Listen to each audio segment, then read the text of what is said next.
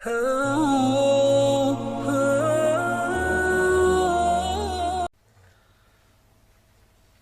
یہاں پر اللہ تعالیٰ نے ایمان والوں کو یہ بات بتائی کہ اگر تم اللہ اور اس کے رسول پر ایمان لاتے ہو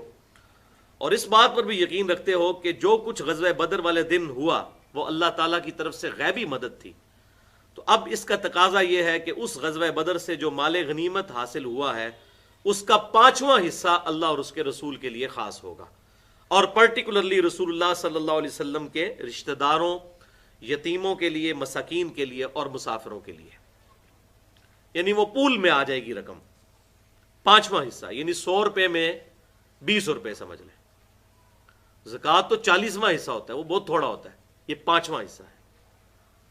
مال غنیمت میں سے انفال جو حاصل ہو 5واں حصہ اللہ اور اس کے رسول کے لیے صلی اللہ علیہ وسلم۔ اب آپ صلی اللہ علیہ وسلم کو اس مال غنیمت کی ضرورت کیوں تھی؟ وہ اس لیے بخاری اور مسلم کی کئی احادیث اس پر شاہد ہیں،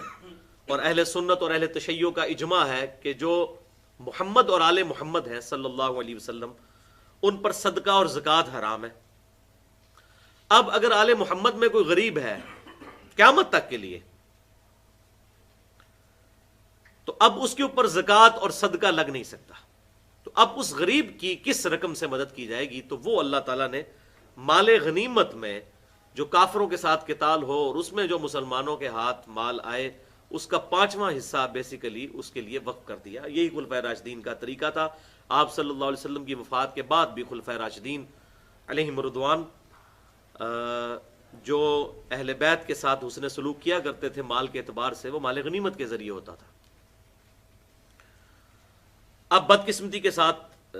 دنیا میں مسلمانوں کی وہ نہ تو عزت رہی نہ وہ ایسے معاملات رہے، تو اس وقت اب اس پہ اجتہاد کرنے کی ضرورت ہے کہ جو سید ہیں ان کے ساتھ اگر ان میں کوئی غریب موجود ہے تو اس کی کس طرح مدد کی جائے۔ تو ایک تو چیز یہ ہے کہ بغیر زکوٰۃ کی نیت کے اور بغیر صدقے کی نیت کے ویسے فرینڈلی ان کی مدد کی جائے، آل محمد کی صلی اللہ علیہ وسلم،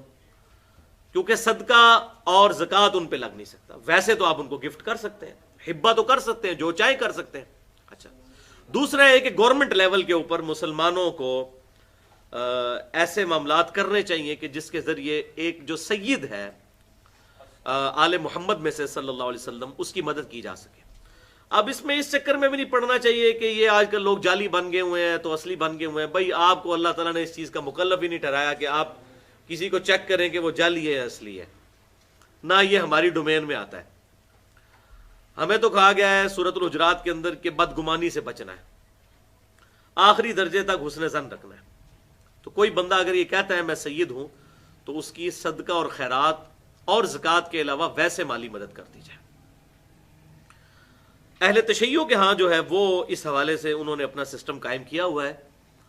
اور وہ سال میں زکوٰۃ تو الگ لیتے ہیں، اور اس کے ساتھ ساتھ خمس، یہ جو لفظ آیا تھا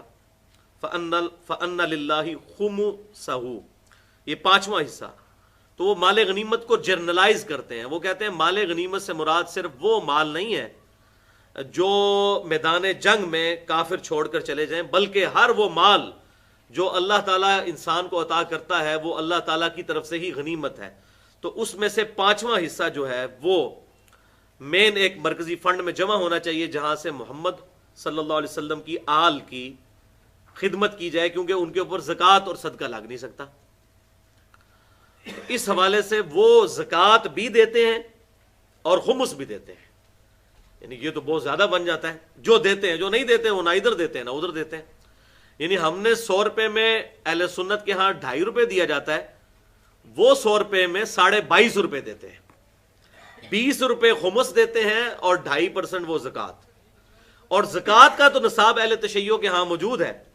وہی 7.5 تولے سونا یا 52.5 تولے چاندی، لیکن خمس وہ کہتے ہیں اس کے لیے نصاب نہیں ہے۔ چاہے کسی نے 100 روپیہ بھی جوڑا ہے سال میں بچت، اس نے اس میں سے 20% یعنی 5واں حصہ محمد صلی اللہ علیہ وسلم کی اولاد کے لیے دینا ہے۔ اب یہ معاملہ ان کے ہاں اس حوالے سے پایا جاتا ہے، اس لیے میں نے اس کو کی کلیریفیکیشن ضروری سمجھی کہ خمس جو ہے وہ اس فارم میں ان کے ہاں پایا جاتا ہے۔